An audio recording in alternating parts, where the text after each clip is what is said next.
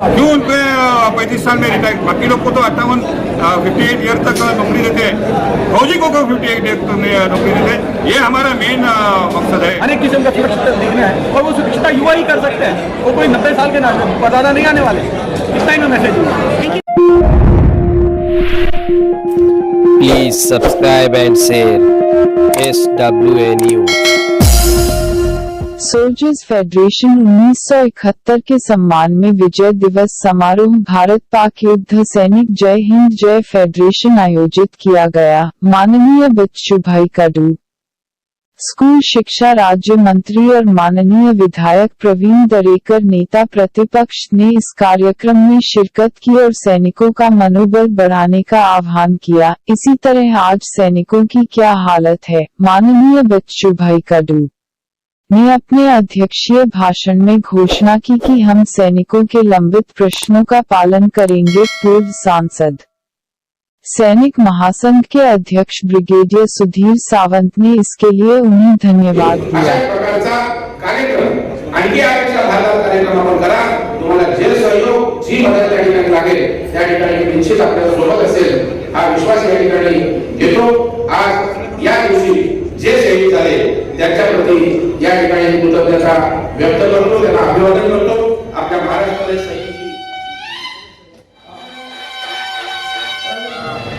गौरव का दिन है और जिस सैनिकों ने 1971 में अपने देश के प्रति सेवा अर्पित करते हुए जो शहीद हुए उनके प्रति अभिवादन करना, कृतज्ञता व्यक्त करना और उसके साथ ये जीत का विजय दिन मनाना, ऐसा ये बहुत ही संस्मरणीय ऐसा कार्यक्रम हमारे ब्रिगेडियर सुधीर जी सावंत जी के नेतृत्व में सैनिक फेडरेशन ने किया। उसकी मुझे बहुत खुशी है, मुझे अभिमान है, क्योंकि महाराष्ट्र में एक बड़ी सैनिकी परंपरा है। ये महाराष्ट्र के सुपूत अनेक जगह देश के लिए शहीद हुए हैं और ऐसे महाराष्ट्र की भूमि में आज ये विजय दिन मनाना वो महाराष्ट्र के लिए गौरव है। इसी दिन के माध्यम से मैं सभी मेरे सैनिक भाई बहनों को शुभकामना देता हूँ। महाराष्ट्र के तो मेरा जो कुछ है वो सारा इन निवृत्त सैनिकों के प्रति उनके भविष्य के लिए लगाऊंगा, ये मैं वादा करता हूँ। आज मैंने उनको आश्वस्त किया है, क्योंकि खाली सैनिक फेडरेशन होके प्रोग्राम से नहीं चलेगा, उनके लिए एक बैठक की जगह की आवश्यकता है, क्योंकि बैठेंगे तो चर्चा होगी, चर्चा होगी तो ढेर सारे प्लान आएंगे और उसके बाद में मूवमेंट हो सकती है। तो मैं मेरा आमदार निधि जो है उसमें से 15 लाख रुपए का देने का आश्वासन भी इन लोग को दिया है, क्योंकि हम तो विकास काम बहुत करते हैं, ढेर सारे हम लोग प्रकल्पों पे खर्चा करते हैं, लेकिन जो हमारा अभिमान है देश का सैनिक उसके लिए कुछ करेगा तो भी हमारे काम पे और मोड़ अच्छी तरह से लगेगी, हमें भी उससे सम्मान मिलेगा। और मेरा सौभाग्य समझता हूँ कि मेरे आमदार निधि का कई भाग इनके लिए जा रहा है और मैं खाली आमदार निधि दे के नहीं स्वस्थ बैठूंगा, तो उनको छोटा फंड मिलने के लिए भी मैं भाड़ा PWD रहे नहीं तो मुंबई कमिश्नर से बात करूंगा। आने वाले 8 दिन में सावंत साहब और उनकी पूरी टीम को उसी तरह का बैठक और वो देने का भी मैं प्रावधान करवाने लगूंगा, क्योंकि सैनिक के प्रति मेरी एक अलग भावना है, राजनीति के आगे मेरी भावना है और सैनिक के प्रति देखते हुए राजकारण के ऊपर देखने की आवश्यकता है, क्योंकि उनका देश के प्रति जो लगाव रहता है, देश के प्रति जो शहीद होना होता है वो मुझे लगता है कोई करता नहीं, और इसलिए सैनिकों के प्रति आगे जो लगेगा तो मैं उनके पीछे रहूँगा। ये आज के शुभ दिन पे मैं उनको आश्वासन देता हूँ और सभी शहीदों के प्रति मैं मेरी कृतज्ञता आदर भावना अभिवादन करता हूँ और इस विजय दिन की सबको शुभेच्छा देता हूं। सैनिक हैं, इनके टोल टैक्स क्यों नहीं इनके माफ होते हैं? इनके लिए भी टोल टैक्स लगता है। नहीं, खाली टोल टैक्स तो छोटा विषय है। मैं तो इस निवृत्त सैनिक जब निवृत्त होता है दूसरे दिन राज्य सरकार की योजना रहनी चाहिए, उसका घर कहाँ रहे, बच्चों की शिक्षण की क्या व्यवस्था है, उसके रोजगार की क्या व्यवस्था है, उसको व्यवसाय के लिए कुछ अपन फाइनेंशियली बैकअप दे रहे हैं क्या, क्योंकि वो 15-20 साल अपने आयुष्य के जान न्यौछावर करता है, तो वो आने के बाद उसकी सुरक्षा करना सरकार का काम है। क्योंकि हमारे जब हम लोग उनकी वजह से सुरक्षित है तो वो रिटायर होने के बाद उसको सुरक्षित का कवच देने की जिम्मेदारी सरकार की है। अभी तो अधिवेशन खत्म हुआ, अगले अधिवेशन में इस विषय में मैं खुद हमारे विधिमंडल में विषय लाऊंगा, इसके ऊपर शासन योजना बनाए, ऐसा मैं शासन के सामने रखूंगा। और टोल टैक्स तो छोटा इश्यू, हम जाएंगे, मांग करेंगे, मिलवाएंगे, लेकिन उनके जिंदगी का प्लानिंग जो निवृत्ति के बाद वो करने की आवश्यकता है। तो उसके लिए मैं नागरिकों से क्या अपील करना चाहेंगे कि जो भी रिटायर फौजी रहते हैं, ऑफिसर रहते हैं, इनकी जब तक के पहचान ना होती है, जब तक कि इनकी इज्जत नहीं करते एक दूसरे की? नहीं ना, वैसा तो अपने देश में सैनिकों की इज्जत करते हैं, सम्मान किया जाता है। अभी कई अपवादात्मक केस हो गए, लेकिन मेरे जानकारी में अपने देश में मौना महाराष्ट्र में सैनिकों का मान रखा जाता है। कई जगह से इसी जगह जो सैनिकों का, क्योंकि एक जगह मालाड में हुआ था, नौदल ऑफिसर को जो मारा था, मैं खुद गया था और मैं तभी आलोचना की थी कि यह निंदा की थी कि यह गलत है।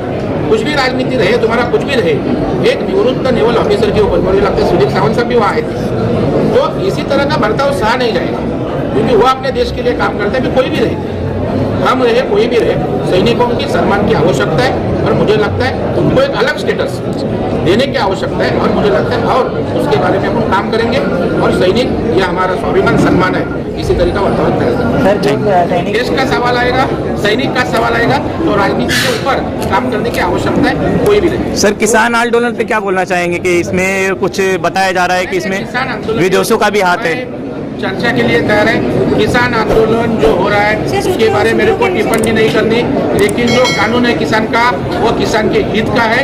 मैं 10 बार चर्चा करने के लिए तैयार है। जो शरद जोशी इस राज्य के किसान नेता थे, उनका कहना था कि जो हमारे किसान के पैर में जो बेड़ी लगाई है वो फ्री करो।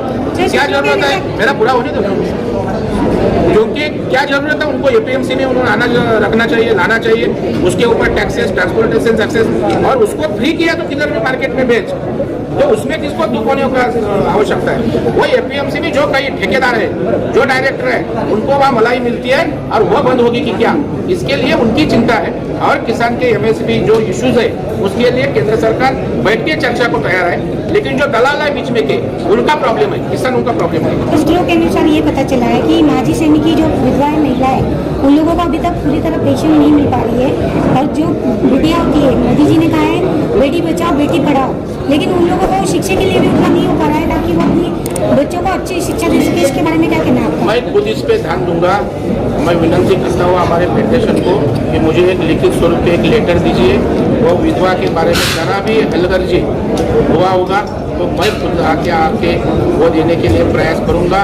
उनके बेटी के शिक्षा के लिए भी सरकार को ध्यान देने के लिए अच्छी योजना बनाने के लिए मैं खुद आगे लीड करूँगा और ये लोग को सपोर्ट।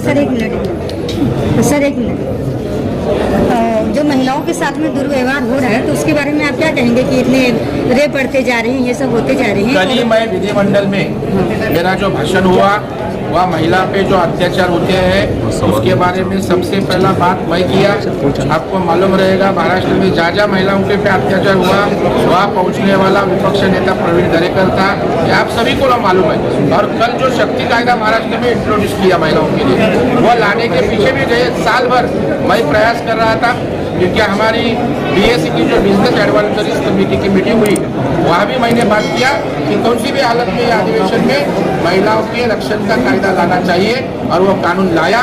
वो अभी कमेटी के पास गया, उसके ऊपर चर्चा होगी और वो कानून से टाइम बाउंड महिलाओं को न्याय देने का प्रावधान उसमें है। सर किस तरीके से कानून बनेगा जो महिलाओं की सुरक्षा हो सके? वह कानून में ऐसा अंतर्भाव है कि 21 दिन में पुलिस ने उसके ऊपर निर्णय चाहिए, स्पेशल कोर्ट वहाँ होगा, स्पेशल बिल्डर, गवर्नमेंट बिल्डर अभियोक्ता उसके लिए होगा, और टाइम बाउंड पीरियड में वो महिला को, उसके फैमिली को न्याय मिलेगा। साथ साथ उसको मृत्युदंड की सजा, अगर फांसी की शिक्षा, तो मुझे लगता है इससे और कोई बड़ी चीज़ नहीं है।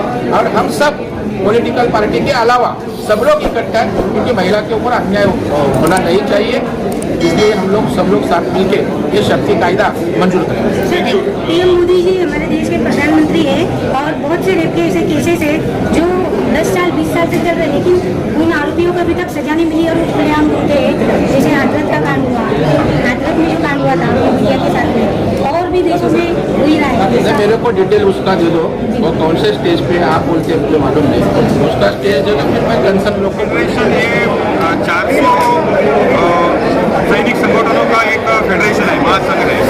तो ये पहला प्रोग्राम हमने आज सैनिक फेडरेशन का बनाया है और इस वक्त पूरे महाराष्ट्र से लोग आए हैं और क्योंकि कोविड की वजह से हम लोग ने उस पर रिस्ट्रिक्शन लगा था, हम हर डिस्ट्रिक्ट से दो लोगों को बुलाए थे और मुंबई के थोड़े आए, इसलिए ये हम पूरे सैनिकों को साथ में ला रहे हैं। इसके मेन वजह क्या है? दो हमारे मकसद है। एक मकसद है जो सैनिक है उनका जो प्रतिष्ठा मिलनी चाहिए, सम्मान मिलना चाहिए। जैसे राष्ट्रपति अपने मोदी साहब ने कहा, बहुत सारे पॉलिटिशियन कहते हैं सम्मान मिलना चाहिए लेकिन मिलता नहीं है। अभी आर्मी वालों को रिटायर 35 साल में करते हैं, फिर नौकरी के लिए दर दर भगाते हैं, नौकरी नहीं देते। हमारा मेन संघर्ष वो है कि उनको रिटायर मत करो, उनको वापस डायरेक्टली एम्प्लॉयमेंट।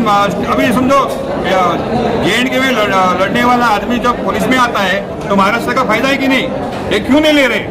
क्यों उनके 35 साल में रिटायर? बाकी लोग को तो 58 ईयर तक नौकरी देते हैं, फौजी को 58 ईयर तक नौकरी देते हैं। ये हमारा मेन मकसद है। और सुरक्षा, फौजी है बॉर्डर पर, उनकी फैमिली इधर है, उनको सुरक्षा नहीं होती है, इसलिए हमारा संघर्ष है। और दूसरी बात है कि हमारा फेडरेशन देश के डेवलपमेंट के लिए काम करेगा, डिजास्टर मैनेजमेंट में करेगा। अभी एनवायरमेंट का हमने अभी 2 कंपनी औरंगाबाद में बनाई तो 2 लाख पेड़ लगाए, एक और कुछ सब जिंदे हैं। ऐसा हमारा एक मूवमेंट चल रहा है। तीसरी बात है स्पोर्ट्स में, महाराष्ट्र को अगर ओलंपिक मेडल मिलना होगा तो हमारे फौजियों को ही ट्रेनिंग के लिए लेना पड़ेगा, युवा को ट्रेनिंग के लिए लेना पड़ेगा। ये ऐसे हमारा एक काम करने का इरादा है। राष्ट्र को ही बड़ा करना हमारा फौजी का कर्तव्य है। वो मिलना चाहिए, उसके बावजूद वो सैनिक को नहीं मिलता, इसके बारे में क्या कहना चाहोगे? नहीं, फौजी इसके लिए सैनिक फेडरेशन सक्षम है। जो भी गवर्नमेंट की प्रोग्राम है वो हम इम्प्लीमेंट करके देंगे और किसी पर अन्याय होने नहीं देंगे। ये तो हमारा मेन काम है, ये हम लोग अभी कर रहे हैं। तो हमारी आम जनता को आप क्या संदेश देना चाहोगे आज के प्रोग्राम को लेकर? आम जनता को यही संदेश दूंगा कि आप हमारे फौजी की तरह डिसिप्लिन निर्माण करो अपना समाज में, और फौजी का जहाँ भी सैनिक फेडरेशन का आपको मदद लगेगा हम लोग पीछे नहीं हटेंगे, हम आपके साथ रहेंगे। नहीं बनाया था हमारी सेना ने, हमने लड़ाई जीती थी, तो उसको भूल रहे हैं। तो उसको जो भूल रहे हैं उनको फिर याद दिलाए देशों को। सिर्फ गाना नहीं बोलने से होता है कि याद करो उनको, वीरों को। अभी याद करके हमने दिखाया है, आप लोगों ने दिखाना चाहिए। आपके चैनल के माध्यम से, आपके माध्यम से मैं जनता को बताना चाहता हूँ कि हमको आपकी अधिकार है, हमको जो सम्मान है वो हमको मिले। सैनिक को जैसे अभी ब्रिगेडियर साहब ने बताया कि सैनिक को 58 साल तक ट्रेन नहीं करना चाहिए। जैसे वहाँ ट्रेनिंग किया हुआ ट्रेन आदमी है उसको पेंशन ना भेजते हुए पुलिस में, पैरामिलिट्री में और सिविल में जहाँ जहाँ जिसकी काबिलियत है उस तरह से उनको 58 साल तक अगर देंगे तो हमारा समस्या पूरी तरह से खत्म हो जाएगा। क्योंकि फौज में नौकरी करा हुआ आदमी बहुत डिसिप्लिन होता है और वो डिसिप्लिन हम वही लाएंगे डिसिप्लिन स्टेट में भी, सेंट्रल फोर्सेज में जहाँ भी जाएंगे हमारा सब डिसिप्लिन आएगा तो देश हो जाएगा। फौजी लोगों को लेंगे सिविल में तो हर जगह पर डिसिप्लिन आएगा और देश में शांति आएगी। वहाँ पे लोगों को कपड़ा कम है, जो खाने का सामान है कम है, वहाँ की जो फैसिलिटीज कम है, तो लड़ेंगे कैसे वो लोग? यहाँ पर सिर्फ भाषण देने से, हम सैनिक के साथ है बोलने से, जवान है बोलने से नहीं होगा। तो मुझे और मेरे सब साथियों की वजह से, साथियों की तरफ से सरकार को, केंद्र सरकार को, श्री नरेंद्र मोदी जी को ये कहना है कि जो हमारे लोग लड़ रहे हैं उनको पहला जो सामान चाहिए दीजिए। और मैं ये कहना चाहूँगा कि जब सैनिक अपने देश के लिए, अपने मिट्टी के लिए शहीद होता है तो उनको सिर्फ शहीद होने के दिन ही उनको सम्मान मिलता है। फिर बाद में सैनिकों को किसी भी सरकारी दफ्तर में सम्मान नहीं मिलता। यही उदाहरण पुणे का है। पुणे में हमारी सैनिक कॉलोनी का एक रोड 1 साल से कलेक्टर ने उसको सेंक्शन दिया हुआ है और उन्होंने पुणे के जो तहसीलदार, हवेली तहसीलदार उनको 4 बार पत्र लिख के दिया कि सैनिकों के जो जा रहा है उसमें सरकारी जमीन के ऊपर जो अतिक्रमण करके जो सैनिकों की कॉलोनी में जाने वाला रास्ता रोका हुआ है उसका अतिक्रमण जल्दी से जल्दी हटाओ। पर उन्होंने, वो तहसीलदार ने केवल सैनिकों का अवमान ही नहीं किया और हमारे जनरल साहब का भी अवमान किया है, हमारे ब्रिगेडियर सुधीर सावंत का भी अवमान किया और एक कलेक्टर का अवमान किया। तो मुझे ये समझ में नहीं आ रहा है कि इस गवर्नमेंट में कलेक्टर बड़ा है या तहसीलदार बड़ा है, ऐसा सैनिकों का क्यों अपमान किया जाता है? जबकि मोदी साहब का एक GR है कि सैनिकों का किसी भी सरकारी दफ्तर में उनका सम्मान किया जाए, पर ऐसा अक्सर देखा नहीं जाता। हमारे वीर पत्नी, वीर माता इसके लिए बहुत दुखी है और हम भी सैनिक पूरे दुखी है। तो मैं आशा गवर्नमेंट से अपील करना चाहता हूँ, तो जिस दिन सिर्फ सैनिक शहीद होता है उसी दिन उनका सम्मान नहीं किया जाए, उनका पूरा जीवन भर उनका सम्मान किया जाए। और महाराष्ट्र में सभी जो सरकारी दफ्तर है उनको आदेश दिया जाए कि सरकार सैनिकों का जो भी काम है वो तुरंत किया जाए। तो कम से कम 50 पत्र हमने मंत्रालय में लिखे हुए, सैनिक कल्याण मंत्रालय, उसका आज जवाब मिल रहा है। आज 71 की लड़ाई का विजय दिवस है। मैं लेफ्टिनेंट जनरल CJ रानडे, भारतीय भूतपूर्व सैनिक संघ महाराष्ट्र, जो कि एक शासन मान्य संगठन है, उसका अध्यक्ष हूँ। चौथी पुष्प फौज में चढ़ाव उतार आने वाले जाने वाले गोलियों की आवाज़ हम बाखूबी जानते हैं। 25 साल से भूतपूर्व सैनिकों की सेवा में है, 24 साल से ज़्यादा तजुर्बा उससे पहले है। और हमारी संस्था में 23,000 से ज़्यादा सैनिक है, यानी निमरान है। और उसका एक मैं अगला पहलू आपको बताता हूँ कि जो हमारे पास कौशल्य है, जो हमारे पास हुनर है, उसका घाटा ही हो रहा है।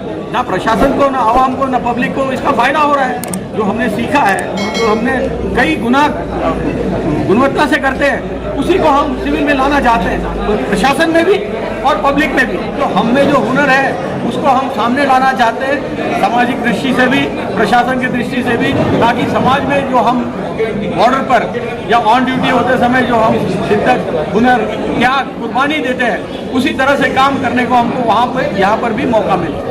कार्यक्रम का आपने अच्छा जिक्र किया और मैं एक्चुअली सैनिक फेडरेशन के तमाम कार्यकर्ता और पदाधिकारियों को बिल्कुल मुबारकबाद देना चाहता हूँ। कार्यक्रम इतना अच्छा हुआ और इस कार्यक्रम के माध्यम से और आपके माध्यम से अगर हम युवाओं को संदेश दे सकते हैं, मेहनत करो, कुर्बानी करो।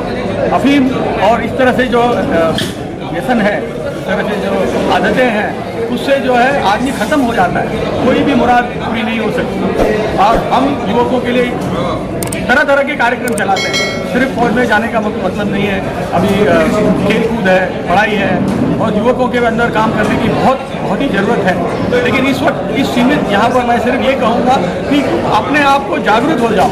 हमने तो देश को यहाँ तक लाया है, फेमस कहानी है, हमने तो कश्ती लेकर आई है, हमने तो इस कश्ती को सुरक्षित रखा है, आपने सुरक्षित रखा है अंदर और बाहर भी।